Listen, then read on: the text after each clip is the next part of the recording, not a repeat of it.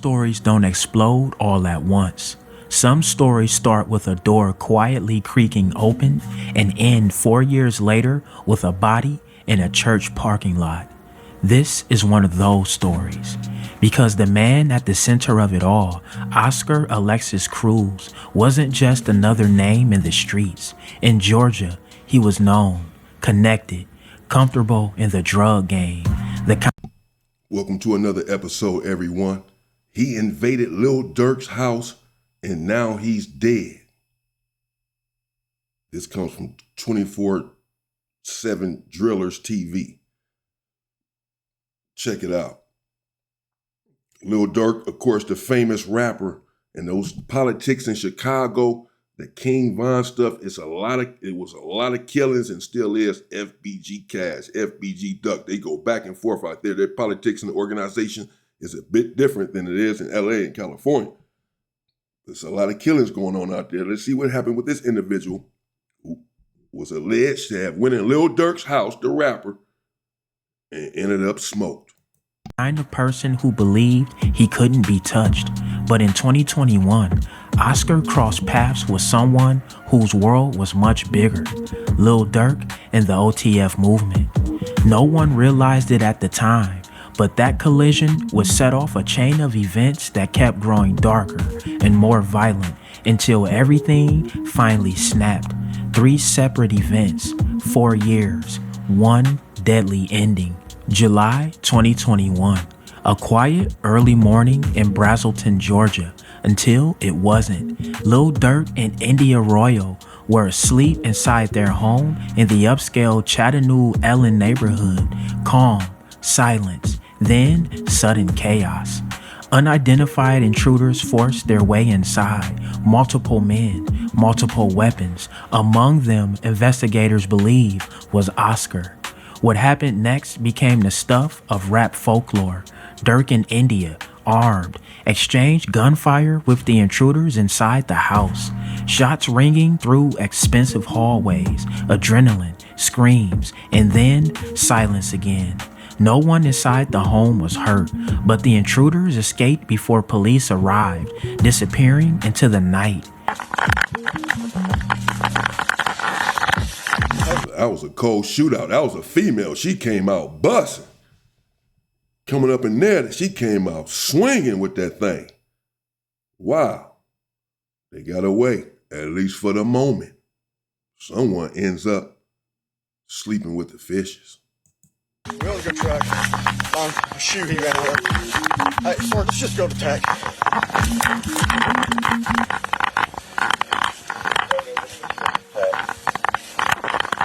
There's his shoe. See it?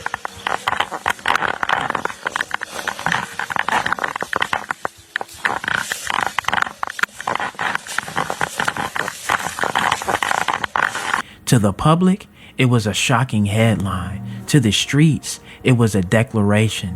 Lines had been crossed. Someone had tried something they shouldn't have attempted, and OTF was not going for it. 3 months later, October 2021, broad daylight, Cumberland Mall in Atlanta, crowds moving, kids shopping, a normal afternoon, until OTF Boona, Durk's close affiliate, spotted someone he believed was tied to the home invasion, someone connected to Oscar. That tension, that anger, that need to even the score, it all snapped. News right now, Cobb County Police confirmed there's been a shooting in the area near or around Cumberland Mall. There's very limited information right now. It is an ever-evolving situation. A police spokesperson says it appears that 2 people were shot and that the vehicles involved in this dispute took off shortly after the shooting. The spokesperson says both victims were shot in the leg. We will continue to update the story both here and on prime time and on the 11 Alive News app. We are also following a developing story in Cobb County tonight. That's where investigators say a man and a child were shot in a parking lot outside of Cumberland Mall. News Edge reporter Denise Dillon joins us live with the latest details. Denise. Yeah, the shooting happened right in front of these restaurants here at Cumberland Mall.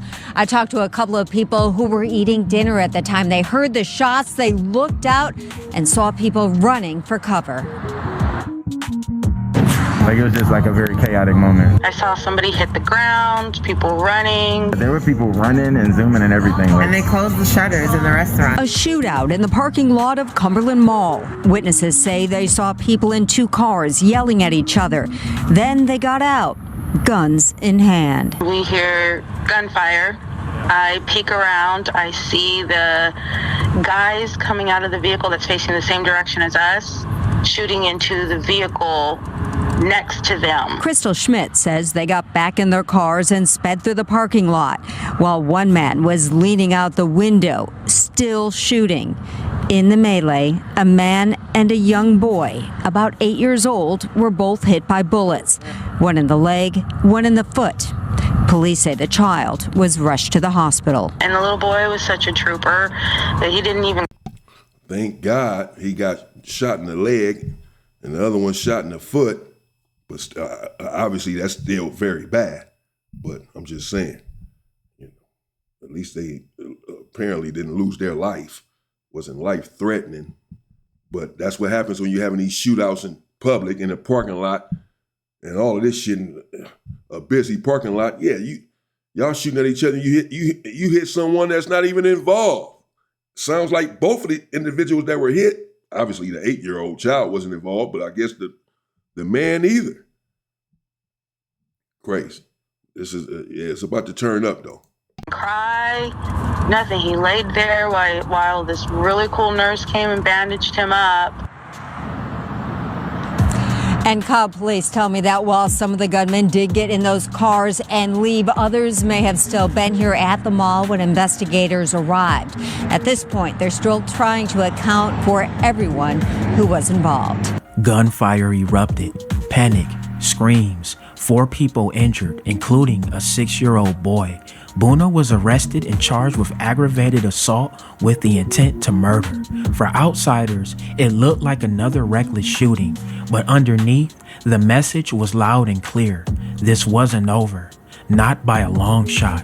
Then comes 2025. The story could have ended quietly. Oscar could have faded into another life, another hustle. But the past has a way of circling back, slowly, patiently, until it finds you. Early morning, July 22nd, a church parking lot in Snellville, Georgia. A body found near the edge of the pavement, duct tape, multiple gunshot wounds, 17 to be exact, left in the open, almost like a message. Hours later, police identified the victim, Oscar Alexis Cruz. A man once feared in the streets, now reduced to a crime scene illuminated by blue and red lights. Investigators believed he had been abducted from another location, tortured, then executed. And as detectives dug deeper, a familiar name resurfaced, a name the story began circling years earlier. Gwinnett County Police are looking for a gunman who shot and killed someone at a church parking lot this morning. Talking to Gwinnett County Bureau Chief Matt Johnson's live near Snellville. Matt, neighbors were actually surprised they didn't hear any shot 17 times. Yeah, they wasn't playing. They was trying to make that was a hit. They was making sure he was dead 17 times and then wrapped up with duct tape after being tortured.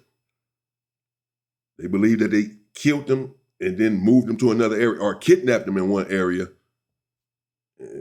picked him up from somewhere and then moved him to where a public display. They wanted him to be found. They didn't hide his body in the backyard, nothing. They wanted it to be known that we found him and knocked him out, knocked him down, 17 shots, duct tape, torture. Wow. gunshots. And Gwinnett County Police detectives spent hours combing through this church parking lot behind me looking for clues in a homicide. It was a startling scene for a lot of people nearby, and neighbors tell me there's a lot of questions about how this happened and why. The morning started like any other along Webb Gin House Road until neighbors saw police and a body in a parking lot of a church. My husband was driving, it was around 7 a.m. leaving to work, and he actually saw the body and saw the officers, and he stopped and he was like, should we be worried? What makes this mystery even more puzzling is what Abby Gonzalez and her neighbors say they didn't hear at around 6 o'clock Tuesday morning.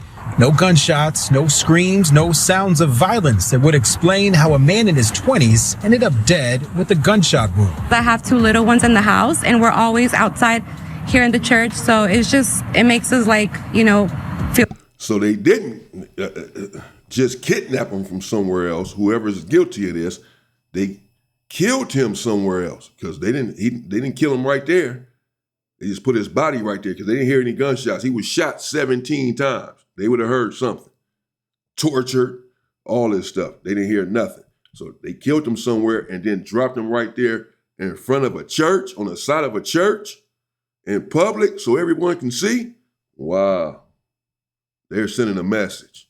Scared a little bit. Canton United Methodist Church is where children play and families gather for worship, not where Gwinnett police usually find themselves searching for clues. We do not believe there's any association with the church itself. Police spent the day combing through evidence, and the church canceled preschool classes while detectives investigated. Thankfully, it wasn't like when the kids were around or anything. Neighbors are left wondering why this tragedy came to their doorstep. But we know that we've been living here for 3 years and nothing like that has ever happened around here. So we're a little calm about that.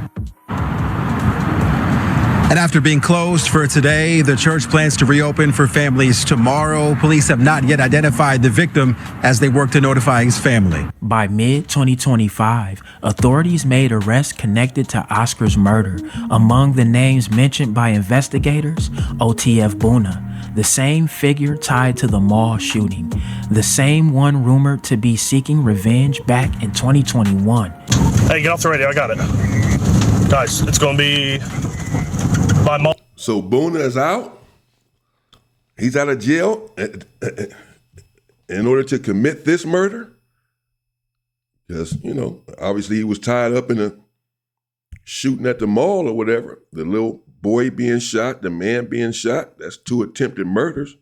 That's what they said they had him for, I believe, attempted murder.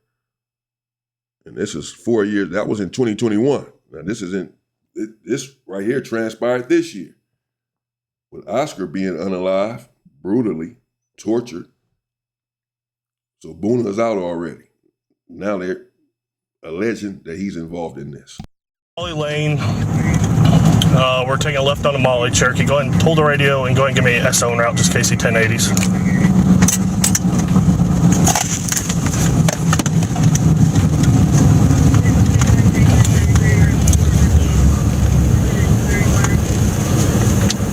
It's going to be Charlie Uniform Sierra 2577. It's going to be on a SUV Silver right now. We're in the turn lane turning onto Molly. I'll advise further. We're going to be taking a U-turn towards 575. About to line them up.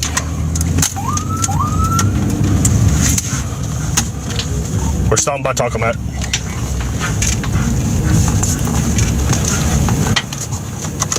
Golden wasn't speeding, wasn't running, wasn't hiding in any alley or hideout.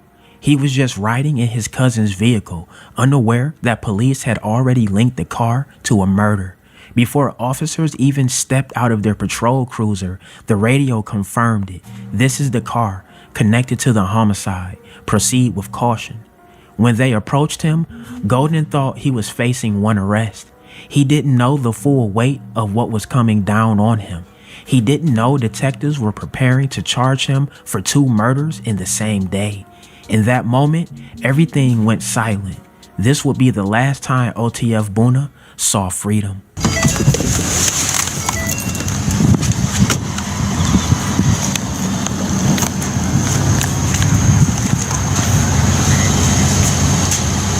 This is that lookout from earlier, so it's going to be a wrong tag on a vehicle. This is also that 10-0 from the possible homicide earlier today. I'm a 10-12 for another unit. If I can get 2 units out here with me and have a unit 10-12 by 75 and 92, just in case he books it.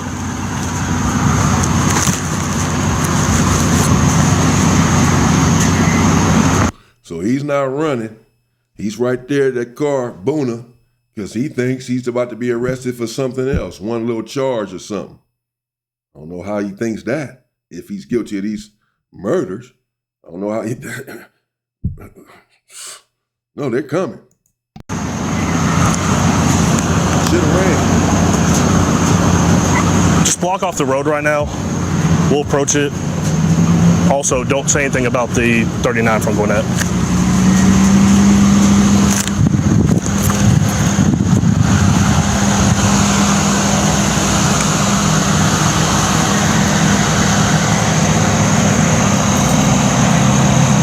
Hey, roll your window down.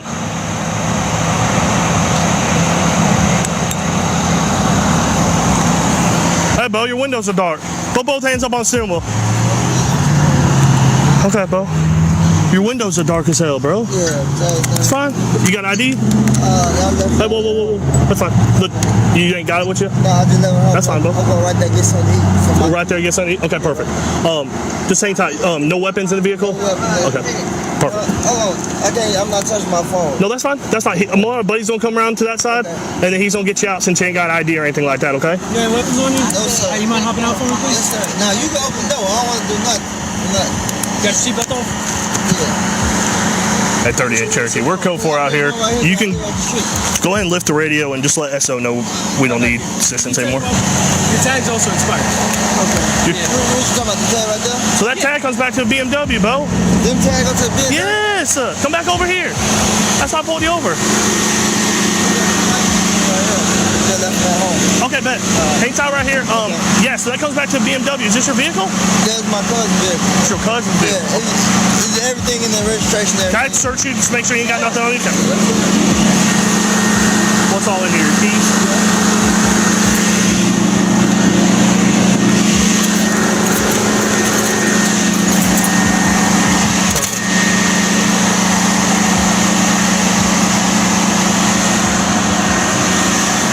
Can you hang out with him? Thank you. Did he tell you a little bit of it? No. I'm surprised they ain't cuffed him up yet, to tell you the truth. I mean, since he's wanted for multiple murders, they believe he's violent, probably armed and dangerous. The murder just happened earlier that day. He in the car, they don't know what he got. I'm surprised they ain't cuff him up immediately if they have a warrant out for his arrest for murder or if they come for him for murder. But let's see. I saw a couple of y'all zipping around and they came out earlier, so there was a homicide in Gwinnett, and supposedly he's maybe a part of it, but it comes back to a different tag, it comes back to BMW and all this. I thought he was going to book it, so that's why I was trying to get you guys here. Yeah, somebody put different tags on the car because this is a vehicle they are alleging was involved in at least one of the murders earlier that day, still driving the damn vehicle. But he changed the tags, or somebody changed the tags on the vehicle. That didn't help. They still know that that's the vehicle.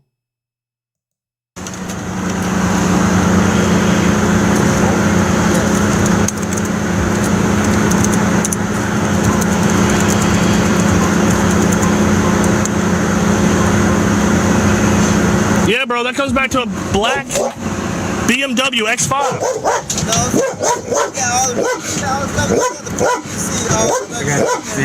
No, but I'm telling you, that tag comes back to the boat. You put one of your shit. Sorry, he's gonna headbutt the door the whole time. Yeah, Bo. You go get the thing out there, he gonna show it right there and there. Like everything gonna show. No, I know, but that tag is on the wrong vehicle. I can call him.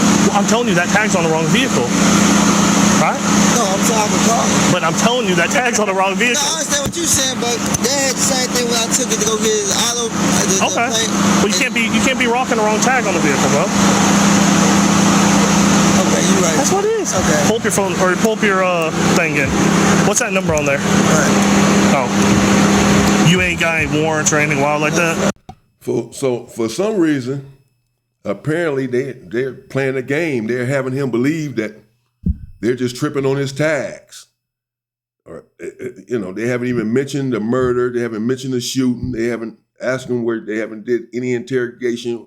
Where were you at earlier? This truck was involved in the shooting. Let's test you for gunpowder. They're just talking about the tags right now. For some reason, but let's see.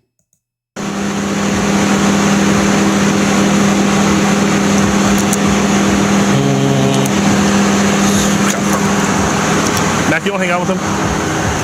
Prosecutors claimed that Oscar, the man who once broke into Lil Durk's home, was tied up with duct tape, forced to face his fate, and then shot 17 times before his body was dumped beside that church. The kind of ending that feels less like a killing and more like the closing of a long, ugly chapter. A chapter that started with a break-in, spiraled into public violence, and finally entered in the shadows, far from cameras, long after most people forgot the beginning. In the streets, time never really erases anything. Old actions echo, old decisions stalk back, and sometimes the consequences don't arrive fast. They arrive inevitable.